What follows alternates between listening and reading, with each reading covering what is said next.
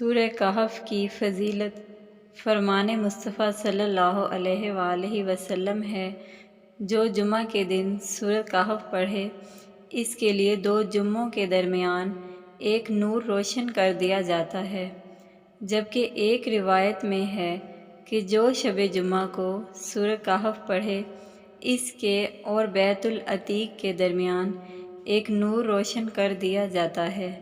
جمعہ مبارک۔ دعا عین عبادت ہے۔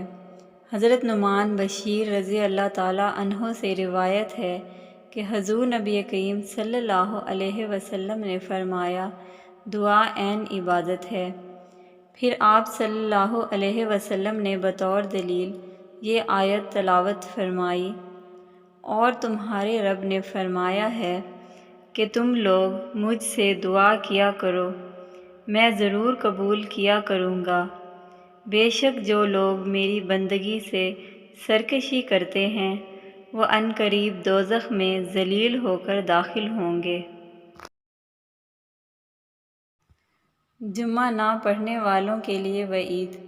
حضرت عبداللہ رضی اللہ تعالیٰ عنہ سے روایت ہے کہ نبی کریم صلی اللہ علیہ وسلم نے فرمایا، جو لوگ جمعہ میں حاضر نہیں ہوتے ہیں ان کے حق میں ارادہ کرتا ہوں کہ حکم کروں ایک شخص کو جو لوگوں کو نماز پڑھائے، پھر میں جلا دوں ان لوگوں کے گھر جو جمعہ کو نہیں آتے۔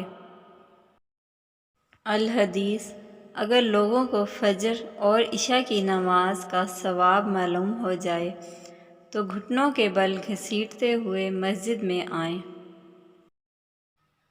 پلیز ہمارے چینل کو سبسکرائب کریں، لائک کریں اور بیل آئیکن پہ پریس کریں۔